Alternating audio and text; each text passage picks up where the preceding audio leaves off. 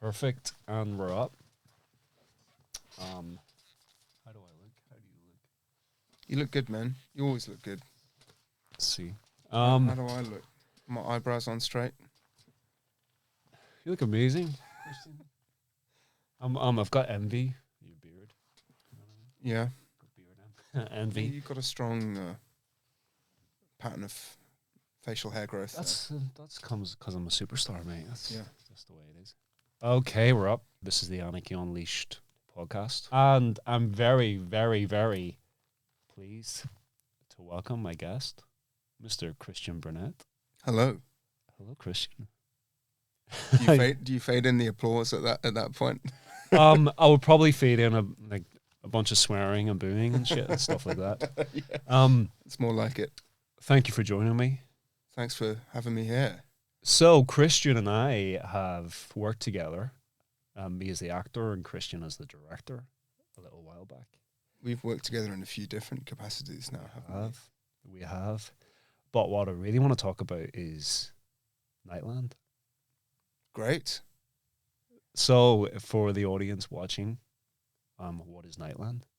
Well, it's been a while since I've talked about Nightland, so I don't know if I've got the elevator pitch down pat anymore, but it's a short horror film about a young couple who drive through a patch of the English countryside where day has turned to night because of an ash cloud, and they're menaced by a creature. That's kind of like, that's the tagline. Yeah, it's as memory serves. It's currently on YouTube, so Yeah. I'll put a link in the description, and you might recognize someone in it. This guy. I'm not playing the monster.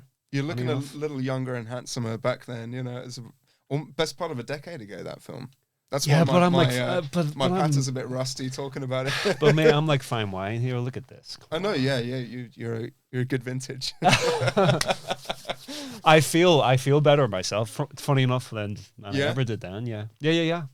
I've been training a bit more and looking after Good. myself a bit more. But Nightland was my kind of swan song as an actor, and Christian maintains I quit acting after that production, I can't imagine why. but I didn't. A quick story about that is I had decided to kind of move away from acting around that time anyway, and it was unfortunate that I reconnected with a friend from acting school at a mutual friend's funeral, and she was just asking me about Sarah. Sarah was asking me about what I was up to and if I was still acting, and I was literally saying to her on that day that I'm done with it. I'm done with acting. I just can't. It was just, let's just say it was difficult at the time for me. And she was like, "Oh, okay, all right." And then literally, like, must have been a week later, where I got an email from Sarah saying, "Would you like to be in this film?" And it was Nightland. And I'd never met Christian before. I don't even think, did I even audition or anything? You send a tape or? No, you didn't audition. So you came very highly recommended, and if I'm honest, we were kind of close to shooting it, and we had an actor in place, but actually the two leads we replaced pretty last minute, and Katie, who plays Sam, she also didn't audition, but I'd worked with her before, and I knew that she would be able to fulfill the requirements of that role. But you came really highly recommended.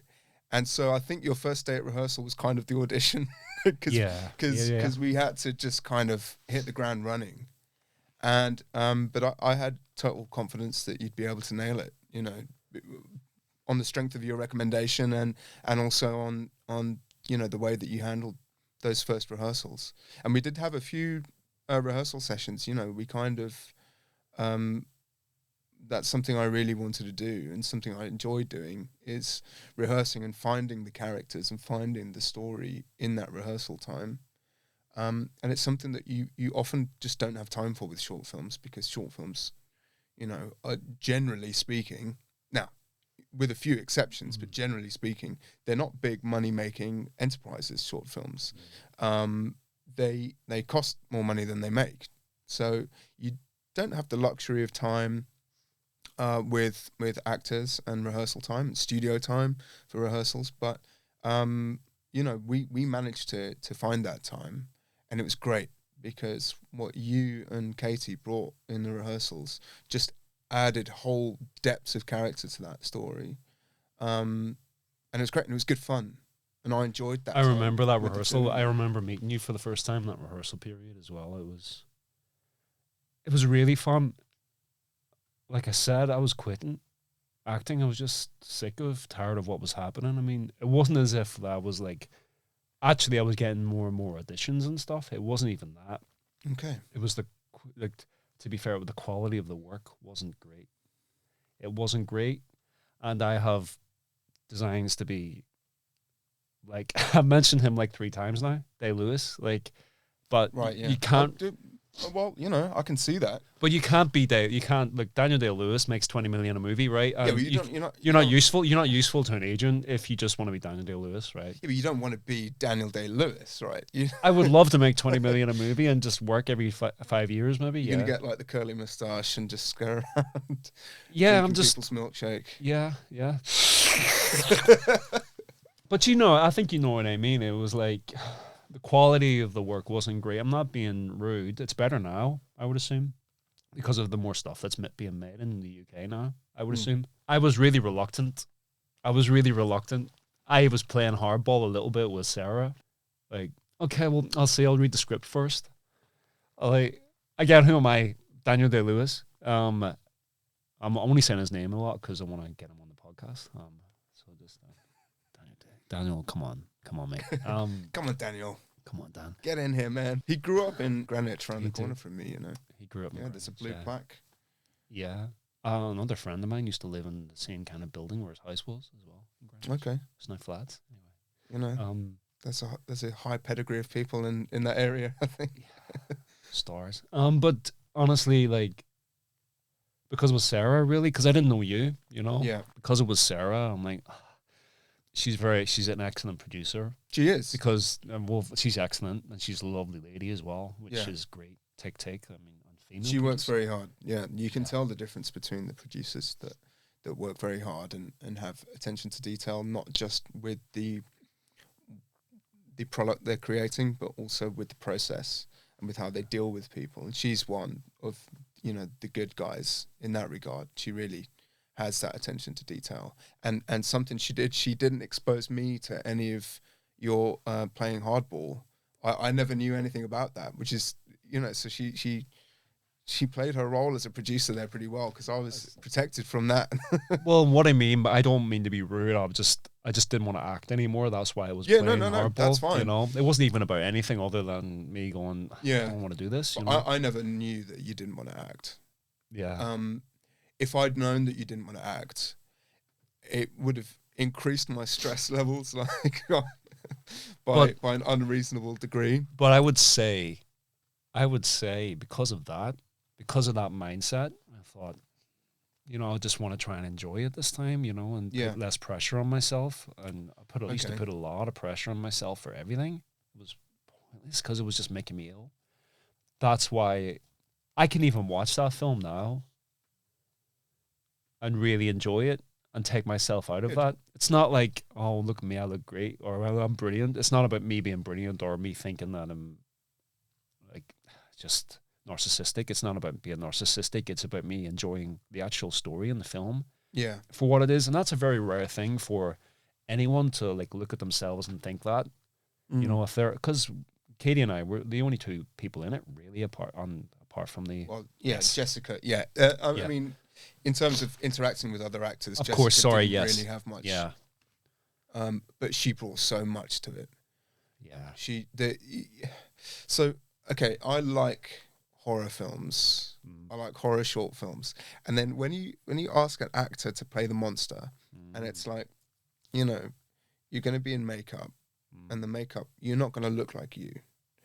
And so it's not going to be something that you're not going to be able to promote your brand, like your face as an actor, right? If you're covered head to toe, literally head to toe, Jessica was. in makeup, but she still just brought an utter selflessness to that. And she, you know, the little details.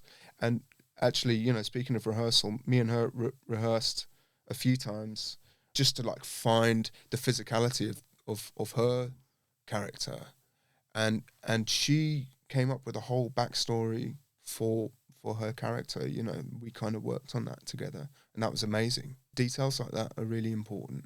And I think when you and Katie came on board, there were a lot of details that you put into your performances during the rehearsals that just kind of brought those characters to life a little bit. And the number one compliment I get from that film is that the performances are really believable and really engaging. And I like to take full credit for that. No, I think you should. No, but to be... No, but I can't take full credit for that. It was kind of like if you'd put two different actors together in the room, which we nearly did. The reason that we cast you guys so late in the process was that we cast two other actors with a completely different approach to the scene and to the scenes, and it would have been totally different, you know. And we found those characters and the story in the rehearsal process. And that was a really important process. And so there's a bit of you guys in that film. A lot of us in that film. Yeah, I was going to make that point that for me, what really was refreshing for me is that character is the closest to me as who I am in life. Just cheeky and smart-assy sometimes, but actually quite kind. And you know what I mean? But my whole career up to that point was playing like junkies and just people with a lot of darkness inside them, right? And there's some darkness inside of the character I play on Nightland, but he's real.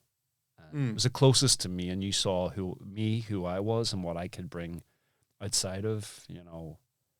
That's a really interesting point, because what I always look for in performances are just if people can bring a shade of darkness to a character that's written very light, then that really enriches that character. And same the other way around, you know, if it's a very dark character, find the lightness, find the humor in it. And if you can kind of bring that dichotomy to a performance, it becomes a really a much deeper performance. It's a human being. I mean, you should try and find, you know. But listen, so Nightland, for all the good points about it, it is a film about a couple that break down in the middle of nowhere and get attacked by a monster. It's a film that we've seen 100 million times before. So I think in order to make those archetypes real, you do have to make it a really human performance, and that's something that's really important to do. And I would say, just on the point of it being a fairly derivative horror movie, it's never not worth it to find that extra layer of detail and to just, what's the subtext? Like, what's this character like deep down? What are the problems? And because I wanted that film to feel like, okay, I didn't want them to be recovering drug addicts or, I didn't want them to have a tangible backstory that felt very dark. I wanted it to feel like these were ordinary people who were going into a state of complete uncertainty.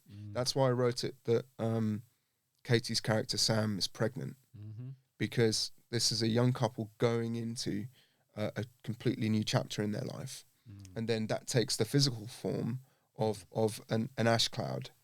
And so, but I wanted it to feel like those characters were aware of the weight of the challenges that they were up against. So it shouldn't, I didn't want it to feel like, you know, just kind of light and airy. It needed to have a bit of darkness and weakness to those characters, you know, to kind of bring that uncertainty to life. And that's what you guys did.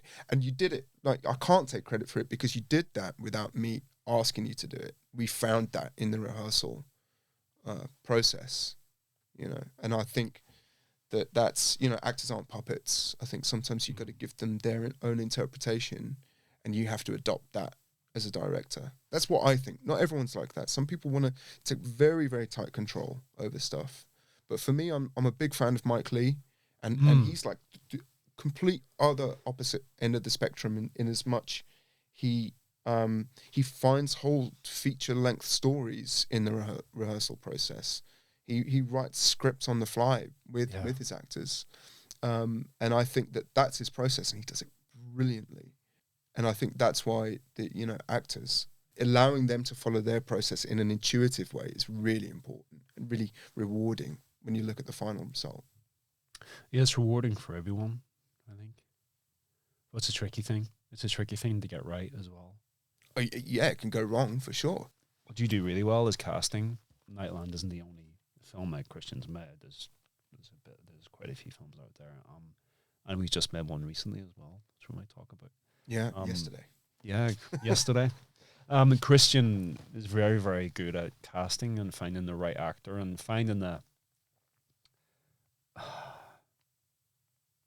right soul for the character, right? Is that the right term? Yeah. Does that make sense? Maybe, I don't know. Does that make what does it mean? What does that mean? The right. Can I offer a suggestion of what it means? You find something in the actor that resembles what you want in the role. And it's not that the actor is the role made flesh. It's not that. It's that they have some similarity in them in real life that you can exploit, for want of a better word, or that they can exploit rather. We're not, I'm not exploiting an actor when I ask them to plumb those depths, but that they can exploit something that is real about them that also applies to their character. And maybe that's something, but I don't know if I'm good at doing that. I'll tell you something that is really important for me for casting, and that's when an actor auditions, I'm not interested in seeing an actor nail it in the audition or on the first take. And I know that some people will when they're looking at audition, particularly self-tapes. I've watched a lot of self-tape auditions. And what I'm more interested in, and also like live auditions as well, but the most important thing is if an actor can take direction from me and that works for both of us. So I'm looking for that kind of simpatico with them, as opposed to somebody who's just going to come on, right, do it. Oh, that was perfect. Great. You got the part. It's not about that. It's about, are we going to work well together, and do we communicate well together, and what's that feedback loop like? Because then you know that you can actually sort of have an intuitive relationship with that person, a creative intuitive relationship, the same way that a bassist and a drummer in a jazz trio will kind of play off of each other. That's what I'm looking for with actors. Now that's a rather grandiose way to talk about a corporate video shoot, for example, where you've got actors, but still I think it's important. It's important to be able to have that feedback loop with someone that they're going to take your direction and you're going to be able to interpret their performance as well. So it's kind of an audition for both of you in a way. Yeah, and it's particularly for like stuff like corporate stuff. I mean, if the actor feels that they're being in some way creative when from the outside, it doesn't feel that way. But it can be, right? Not every corporate gig is just vapid, No, and it should never be. What's up to the director to care enough to actually let's see what we can everyone. do. Yeah, it's up to everyone. And some people dial it in when they're doing commercial work, right? And I do a lot of commercial editing work, and I I get good days and bad days, but I always try and find the artistry in it, find the craft in it, even if it is something pretty superficial, not or something that doesn't mean a lot to me. I always just try and find the craft in there, and resist the urge to dial it in because I'm exhausted. That's a very good piece of advice. You have to find it's finding the craft within trying to find a little bit of craft within everything, right? Yeah, and it never, because I work with people who do the same thing. Yeah. And it never goes unnoticed. Mm-hmm. Marion, who is the producer for Yellowmeads, Which is Christian's latest film we just shot. We did day one of the shoot yesterday. Yeah, he was smart enough to bring me on board as an associate producer.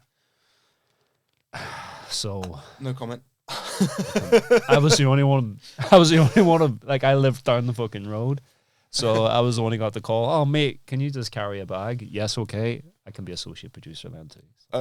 Can I come back to that, because I was talking about Marion, and I just want to say about me, but like no, let's put a pin in that. I just want to say before I forget and move on that Marion is one of those people that finds the craft in everything.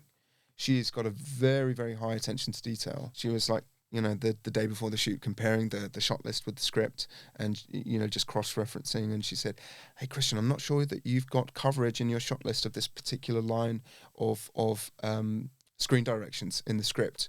And we talked about it and we went, oh, okay. And we just problem solved over the phone. But I don't know any other producer in the world that would do that, as well as doing, fulfilling the full gamut of what it is to be a producer, but then also kind of checking my homework at the same time. But because she's a creative producer, that's part of her role, and she's one of those people that finds the craft in everything. It's not just call sheets and budgets and logistics with her, and actually now let me segue neatly back into talking about, I asked you to come on board as an associate producer for the day and to be like boots on the ground basically, and I kind of, it was such a scrappy production. It was, in terms of the crew, it was you and me and 2 cast, which is all you need, by the way. Yeah, but we'll see. Yeah. We'll Don't see. let anyone tell you otherwise. I mean, the footage looks good, so I'm waiting for the snag at some point to go. It can't be this easy, right? It can't be this easy to just go and shoot something with a 2-person crew and 2 actors and shoot something that looks good, but we'll see. But yeah, so far it looks good.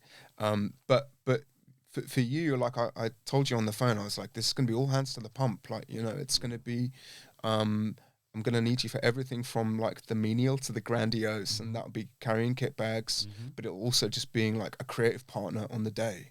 And you were doing that fantastically, man. And the reason I asked you was, everyone else was busy. but cut that. But you're a craftsman, right? You're a filmmaker. You're also a very good producer, but you're a director, you're an actor. You've got a holistic approach, and I'm interested in holistic filmmaking, right? So that's why I had a bit of a hand in everything. I was doing a bit of sound, lighting, camera, directing, and but you're the same.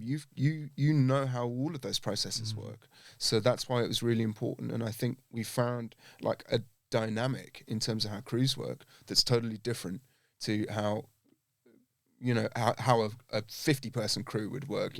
It was scrappy, it was fast, it was agile, but you were a great help on set because you have a complete understanding of the story and the creative requirements and what needs to be done, as well as, all of those technical challenges that we were up against. So, it was great working with you, man.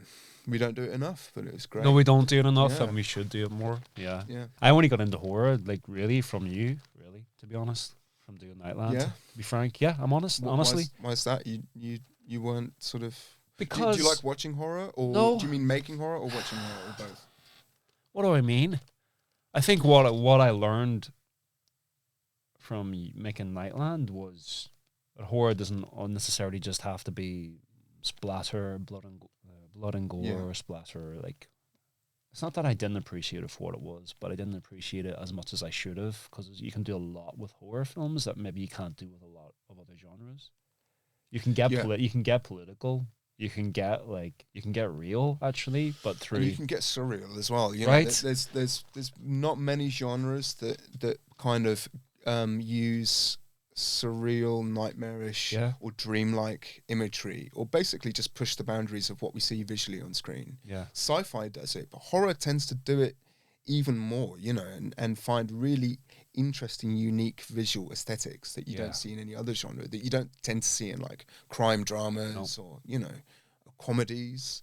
But yeah, horror like has the potential to be both very imaginative but also like really lazy and dumb. And I think that's why horror has a bad rap, because there's like fairground horror, which is just kind of like, you know, somebody in a clown mask jumping out from behind a barrel and and giving you a shock.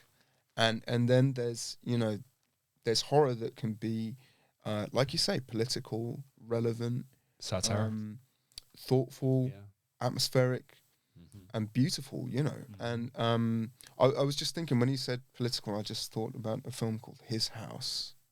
Have you seen His House? So that's a film. Who directed that one? Cut. I'll just check IMDb. So we've got a horror director on and doesn't know who the fuck directed. Let's just lose that whole segment. No. Is it American? I haven't heard of it, to be It's a British fair. horror film. So Is like, it from what era? From like 2019. Oh, really? 2020? It's been. Yeah, It's and it's on Netflix. Oh, wow. And it's I'm so just, sorry. I haven't. It's one of those kind of horror films. It's not all about gore and you know, shock value kind of imagery, but it's also just very, very relevant, very polemic, and very kind of. I think I know exactly what you mean now. Okay. Someone showed me a trailer, and I think I know exactly what you mean. Yeah. Yes. But don't be fooled by what I'm saying. It also has genuine horror chops as well. I know. Yeah. It's very, very Yeah. scary, but it's. You know what? There's a horrible term called elevated horror, right? Have you heard elevated horror? And like, I try not to use that term, because it's kind of like, well, who the hell are you to talk about elevated horror? What's wrong with you know, like the non-elevated horror? You know, what's wrong with that? You know, it's kind of got some snobbery attached to that term, but there are some films that just have an extra. They're working on another level. You know, and His House is one of those films. I thought it was great. I think Let the Right One In, the original Swedish version, is a stunning film. Yeah. And it's on its own.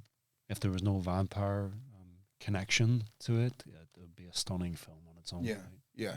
I think just to kind of loop it back to what you were talking about, how you don't like, or you weren't into horror movies. I think I just judged it maybe too much. Yeah, but there's a lot of people that do that. Show them His House or show them Let the Right One In. Yeah. And I think what you'll find there is it's not horror film, as in it's not like a kind of midnight movie. No. Which is a great thing too. Yeah, I love midnight movies, man. But you know, some people who just, you know, are a bit bored of that stuff could watch a film like His House or Let the Right One In, and because they're just pieces of cinema in their own right. Yeah. They happen to sit within a horror genre, but they're also just fantastic films. Right. So I'll go on that point when it comes down to actors. What we're talking about here is the performances are truthful, authentic. Even if you're playing a monster number 3. But you have to, as an actor, I know that you have to try and find something that you can connect with authentically. Yeah. No matter what it is, whether that's physically, mentally, emotionally, all three. But that comes from the director, man. Like, and I'll look back to Christian again, like with Nightland, and Christian cared about the actors and cared about the process and cared about delivering. Made it feel like it was a drama, not some. And I played. I'm not going to give it away. Watch the film, but I had a roller coaster of performance really to go through. Right, like there was a lot. Yeah, there was a lot of different. Which is like, if I thought about it, it'd be scary, man. Like, what? I can't do that. You would think, I can't do that. If I'm not used, I wasn't used to being in horror films as an actor or anything like that. It was more like, I'm a drama guy. But with Nightland, it was because I could connect with it deeper, and it's because you allowed me to. That's what I mean. You should get credit because, not all directors allow the actors to actually ask that question or to be worried about. Do you know what I mean? To be concerned about. I'm not sure if I can connect and deliver this. You know? I'm not going to take credit for it, but I'll kind of tie it back to what I said earlier about the bass player and the drummer playing together. I think when those two players create rhythm, neither one of them can take credit for it entirely. Yeah. And I think when a director and an actor are working in rhythm, then that is purely collaborative, right? That's something that comes through that feedback loop that I was talking about earlier. And I don't know, I think maybe if I'll take credit for anything, it's identifying the people that I can do that with, and working with those people. Yeah. That's a big thing. Like Caroline, for example, who is the lead in Yellowmeads. Caroline Neild. I'm not going to promote Yellowmeads too much because I think we're quite a way off it going public. So Christian is very, very kind of, what's the word? Self-deprecating. But no, I mean we're way off in terms of time for it to actually be online. We'll build it now, though. We'll start building now. Sony Pictures, where are you? I mentioned Sony Pictures last week. But just to finish my point on Caroline, because I met her like 2 years ago, I think. Through Anarchy Actors as well. Yeah, through Anarchy Actors. So this is what happens when you join Anarchy Actors. Well, this is what happens when you kind of open yourself up to meeting people in creative environments. Yeah. And so I met her at the Anarchy workshop. Mm-hmm. We got the briefest of opportunities to work together, where I gave her a small piece of direction and she gave an amazing performance. And but I just knew, my creative relationship with that person works. And then I was even saying to her yesterday, I'm like, I worry sometimes, do I give enough direction? She's like, no, I don't, because I don't want actors to go, this director isn't saying enough, right? I'm not getting enough from this person. That's something I worry about, and maybe all directors worry about it. No, they don't. But no, seriously, because the problem is that, not to blast, for a fact there are people who just love the sound of their own voice. It's like they have to feel like they have to give a note after every fucking take. Yeah, that's not directing, mate. Yeah, it's okay, not, yeah, is it? Yeah. Well, just giving notes for the sake of it. Yeah, I mean, so in defense of giving notes just for the sake of it, right? This happens to me if I get exactly what I need in 2 takes, and I go, that was too easy, right? That was too easy. I got exactly what I need in 2 takes. Maybe what I was asking for isn't entirely the right thing, or maybe I'm going to look at it in the edit and go, I wish I had an option where the actor did something different. Or if I said to the actor, do you do the look before you say the line? Yeah. Or do you say the line before you do the look? What do you reckon? And get them to do the opposite of what we rehearsed.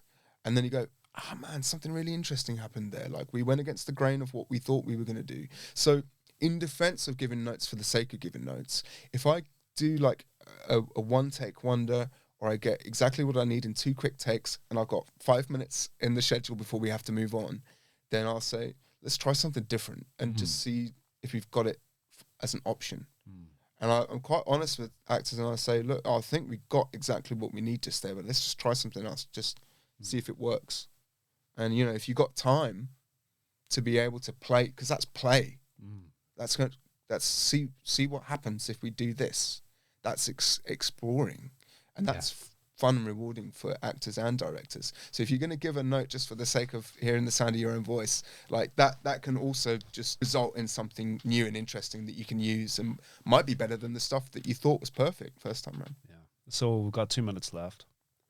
I've been asking this to all my guests. The notion of quitting when you felt that you wanted to just quit trying to be a creative or trying to work as a director. When's the last time you thought about quitting as a director, and how did you stop yourself from quitting? I